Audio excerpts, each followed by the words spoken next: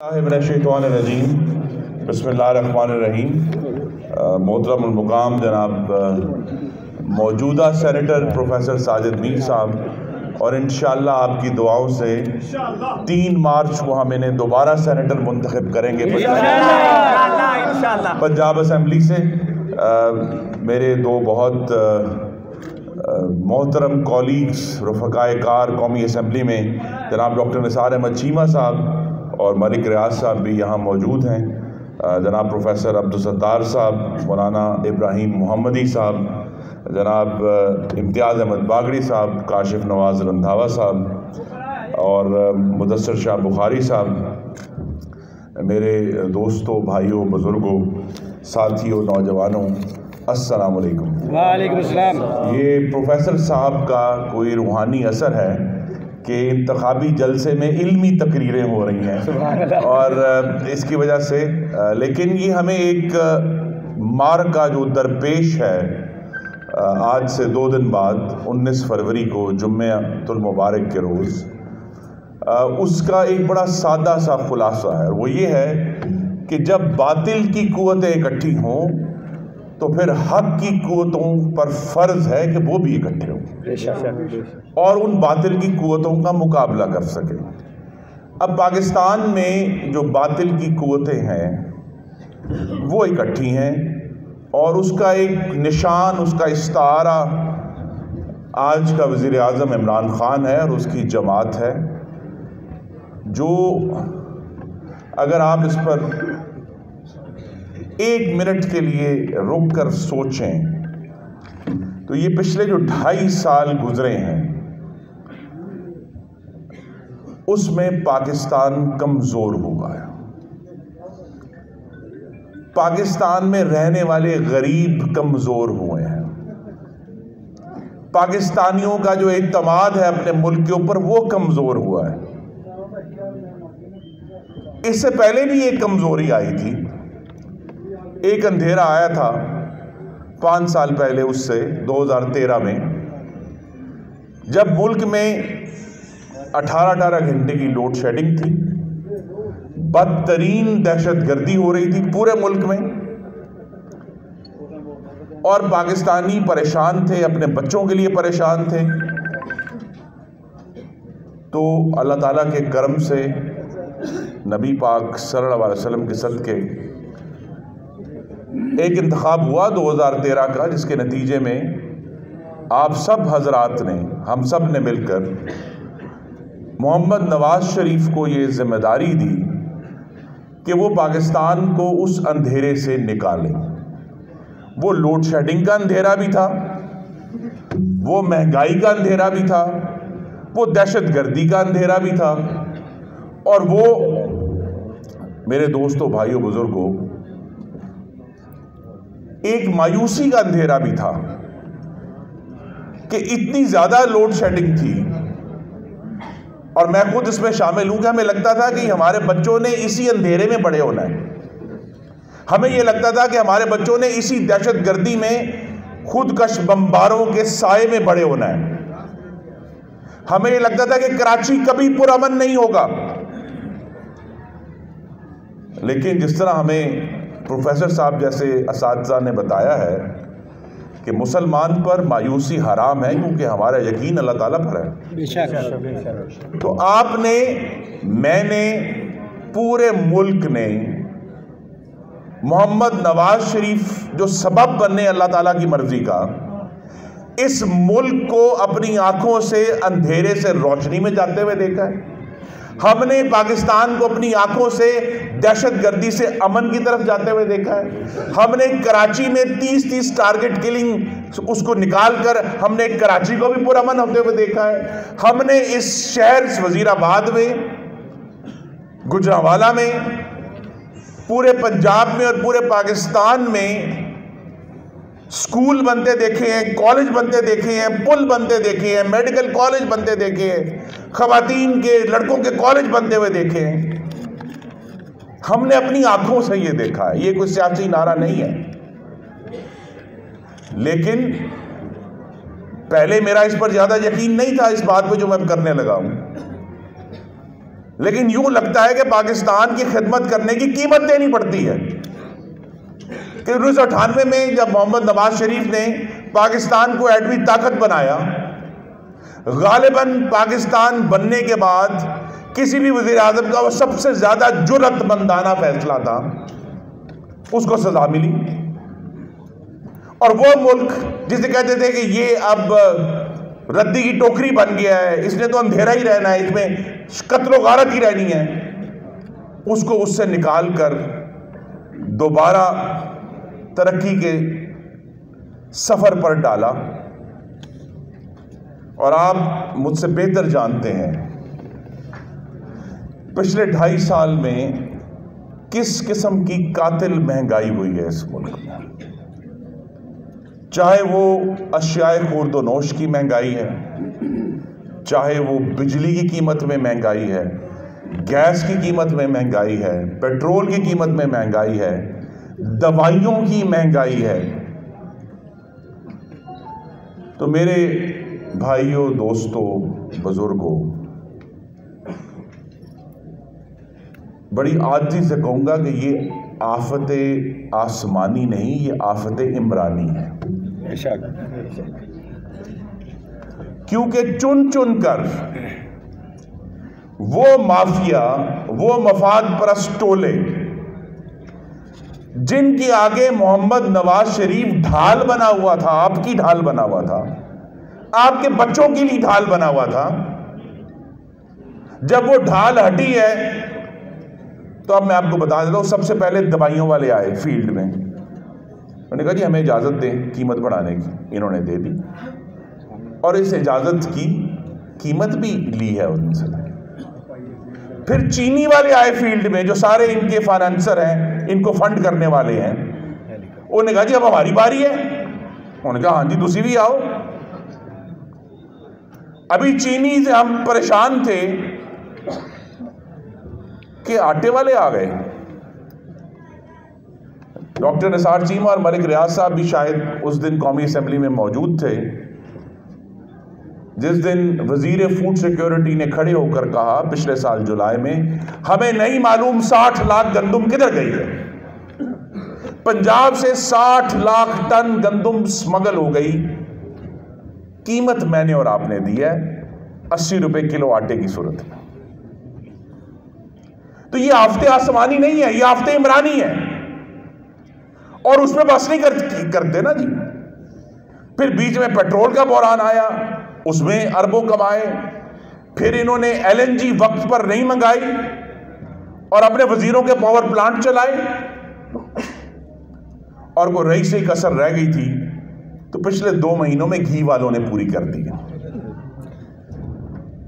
تو یہ جو آفت عمرانی ہے، یہ میرے اور آپ کے بچوں کے مستقبل کی قیمت پر پاکستان کو لوٹ کر پاکستان کو کمزور کر دیا، پاکستان کی معیشت کو بھی، پاکستان کی جو پوری دنیا میں ایک حیثیت ہے اس کو بھی۔ ہمیں خبر آتی تھی، کبھی کہتے ہیں جی وہ ایکسپریس وے گروی رکھ دیں گے، کبھی کہتے ہیں وہ گروی رکھ دیں گے۔ میرے دوستوں، بھائیوں، بزرگوں، یہ بات ہم 2013 میں بھی کہتے تھے، 2018 میں بھی کہتے تھے، آج بھی یہ اسی طرح بات سچ ہے کہ ملک خیرات سے نہیں چلتے، بے شک نہیں چل سکتے۔ حکمران میں یہ سمجھ ہونی چاہیے کہ ملک خیرات سے نہیں چل سکتا، لیکن یہاں یا تو عمران خان صاحب کی ایک ہی سوچ ہے کہ جی میں ہر دفعہ چندہ مانگ کے ملک چلا لوں گا، یا ابھی تک جو ہم نے ان کی سوچ دیکھی ہے سوائے یہ کہ مافیا کو اجازت دینی کہ جی آٹا بھی لٹو، تو چینی بھی لٹو، تو گھیو بھی لٹو، پیٹرول بھی لٹو، کہتے تھے جی ہم مرغیاں دیں گے، ہم کٹے دیں گے، ہم انڈے دیں گے، ہم بچے دیں گے۔ 21ویں صدی میں اس طرح ملک چلنے نہیں چل سکتے، اور نہیں چلے اور نہیں چلا پاکستان پچھلے 2.5 سالوں میں. اور اسی کا نتیجہ یہ ہے کہ پورا پاکستان لرز رہا ہے. لیکن مجھے یہ خوشی ہے کہ جب ہم سب پریشان تھے کہ پاکستان کو کیسے آگے لے کر چلنا ہے، پچھلے سال ستمبر میں پاکستان ڈیموکریٹک موومنٹ کے نام سے ایک نیا اتحاد بنا، جس میں اللہ تعالیٰ کے کرم سے پاکستان مسلم لیگ نون اور مرکزی جمعیت اہل حدیث دونوں اس کا حصہ ہیں. اور یہ ثابت کیا، دیکھیے ان پارٹیوں کے آپس میں بہت اختلافات پہلے رہے ہیں، ہمارے اور جمعیت کے نہیں، لیکن پیپلز پارٹی بھی ہے، اس میں ANP بھی ہے، اس میں JUIF بھی ہے، اس میں بلوچستان کی قوم پرست جماعتیں ہیں. لیکن یہ ثابت ہوا، اور یہ ہمیں اللہ کا شکر ادا کرنا چاہیے، کہ باطل کا مقابلہ کرنے کے لیے حق والے اکٹھے ہو گئے. اکٹھے ہوئے، یہ اللہ کا خاص کرم ہے. میں سمجھتا ہوں کہ اس باطل کی مزاحمت کے لیے، اس کا ہاتھ روکنے کے لیے یہ جماعتیں اکٹھی ہوئیں. اور جب پہلا، میرے بھائیوں دوستوں، کل پہلا امتحان ہوا اور ہم نے دیکھا کہ سانگڑ میں، ملیر میں، پشین میں PDM کی جماعتوں نے حکمران جماعت کو ہرا دیا. بے شک تینوں ضمنی انتخابات، 2 سندھ میں تھے، 1 بلوچستان میں تھا. اللہ تعالیٰ نے کرم کیا، اور یہ کرم تبھی ہوتا ہے جو کہ اللہ تعالیٰ نے قرآن شریف میں وعدہ فرمایا ہے کہ میں اس قوم کی مدد کروں گا جو اپنی مدد آپ کرے گی. یہ شرط ہے نا، اجتماعی کاموں پر یہ شرط ہے کہ پہلے خود قدم اٹھاؤ تو کرم ہوگا. تو کل ہم نے دیکھا ہے کہ کرم ہوا، اور انشاءاللہ مجھے یقین ہے کہ 2 دن بعد جمعے کے روز وزیر آباد میں بھی اللہ تعالیٰ کا کرم ہوگا انشاءاللہ. دشکا میں بھی اللہ تعالیٰ کا کرم ہوگا انشاءاللہ. آج ہماری لیڈر مسلم لیگ نون کی نائب صدر مریم نواز صاحبہ نوشہرہ گئی ہوئی ہیں، وہاں بھی ضمنی انتخاب ہے. خیبر پختونخوا میں انشاءاللہ نوشہرہ میں بھی کرم ہوگا انشاءاللہ. اور جہاں جہاں ضمنی انتخابات ہو رہے ہیں، اس مافیا سرپرست ٹولے کو، اس نالائق ٹولے کو، اس غریب دشمن اور ترقی دشمن ٹولے کو، پاکستان کے چاروں کونوں میں رہنے والے آپ جیسے میرے بھائی اور بہن اس باطل ٹولے کو اٹھا کر باہر پھینک دیں انشاءاللہ.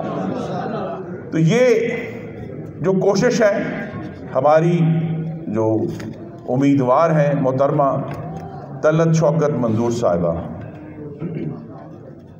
اصل میں جھنڈا باطل کے خلاف حق کا جھنڈا ہے.